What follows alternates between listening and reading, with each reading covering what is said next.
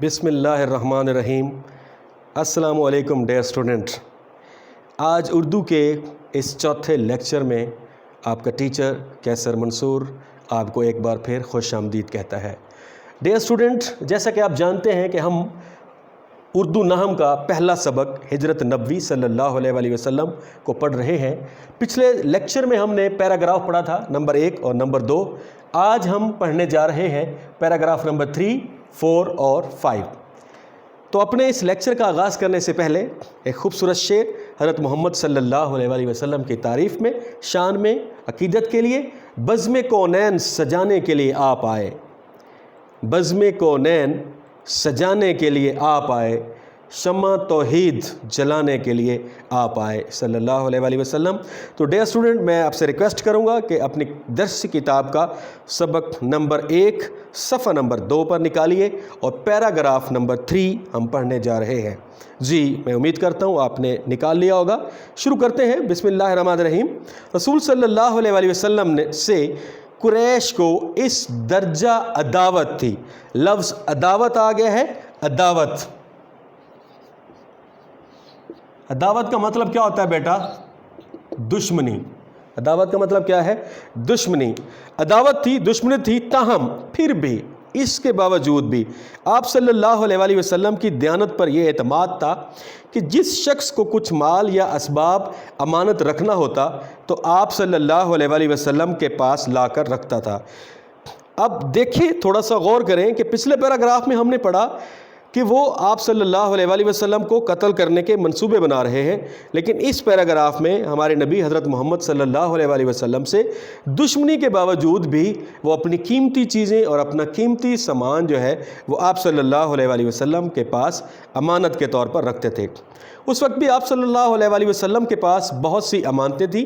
آپ صلی اللہ علیہ وآلہ وسلم کو قریش کے ارادے کی پہلے سے خبر ہو چکی تھی۔ اس بنا پر جب جناب امیر کا مطلب کیا ہے؟ حضرت علی رضی اللہ تعالی عنہ، حضرت علی رضی اللہ تعالی عنہ کو بلا کر فرمایا، مجھ کو ہجرت کا حکم ہو چکا ہے، میں آج مدینے روانہ ہو جاؤں گا، تم میرے پلنگ پر میری چادر اوڑھ کر سو رہو، صبح کو سب کی امانتیں جا کر واپس دے آنا۔ اب یہاں دیکھیں کہ ہمارے نبی حضرت محمد صلی اللہ علیہ وآلہ وسلم کو ہجرت کا حکم ہو چکا ہے، لیکن ان کے پاس جو امانتیں موجود تھیں، انہوں نے حضرت علی رضی اللہ تعالیٰ عنہ کے ذمہ یہ فریضہ لگایا، یہ کام سونپا کہ آپ یہ ساری امانتیں صبح جو ہے یہ سب کو لوٹا کر پھر آئیں گے آپ۔ یہ سخت خطرے کا موقع تھا۔ جناب امیر حضرت علی رضی اللہ تعالیٰ عنہ کو اس بات کا بھی علم ہو چکا تھا کہ قریش آپ صلی اللہ علیہ وآلہ وسلم کے قتل کا ارادہ کر چکے ہیں، اور آج رسول اکرم صلی اللہ علیہ وآلہ وسلم کا بستر خواب، بستر خواب کا مطلب کیا ہے؟ سونے کا بستر، بستر خواب سونے کا بستر۔ جی، بستر خواب، سونے کا بستر۔ قتل گاہ کی زمین ہے۔ قتل گاہ کی زمین کا مطلب کیا ہے؟ کہ ایسی زمین جہاں قتل ہونا ہو۔ لیکن فاتح خیبر، فاتح خیبر کا مطلب کیا ہے؟ خیبر کو فتح کرنے والا۔ فتح خیبر،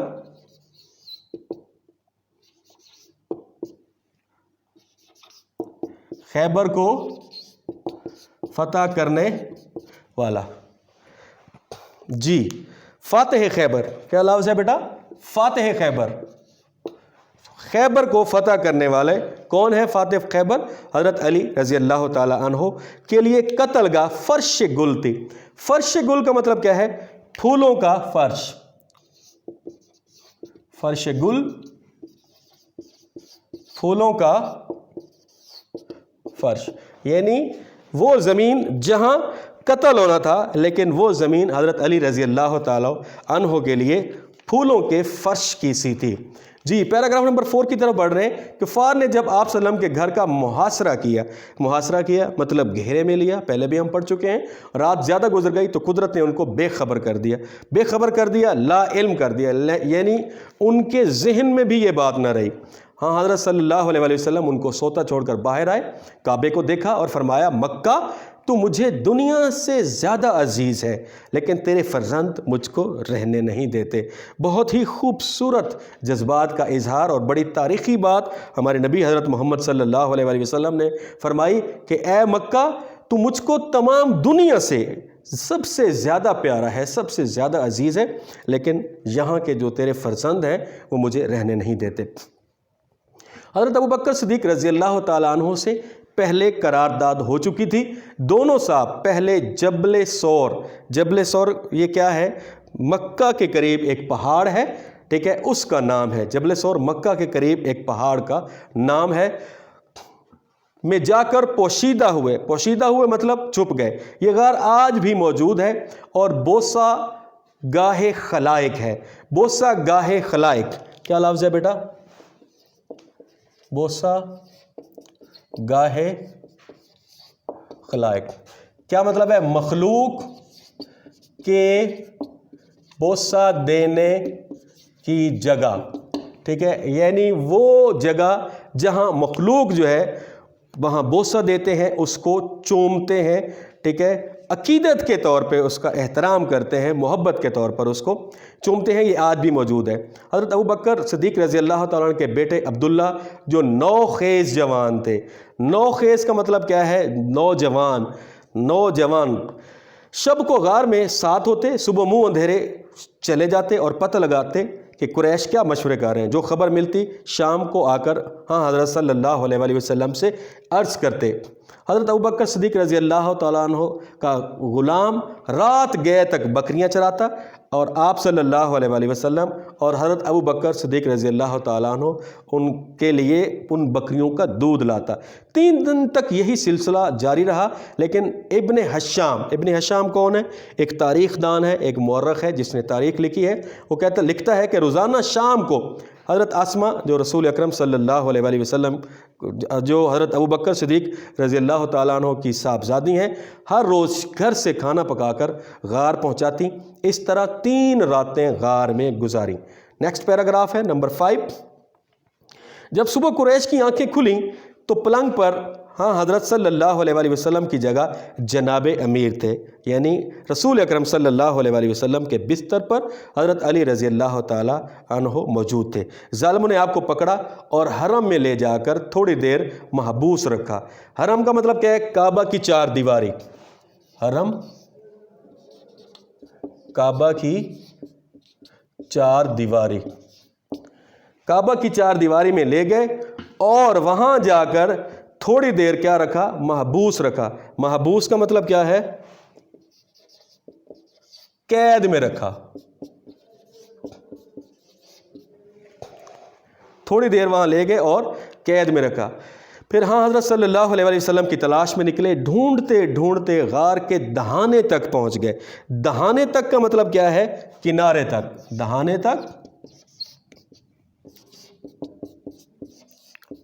غار کے کنارے تک، غار کے باہر آ گئے۔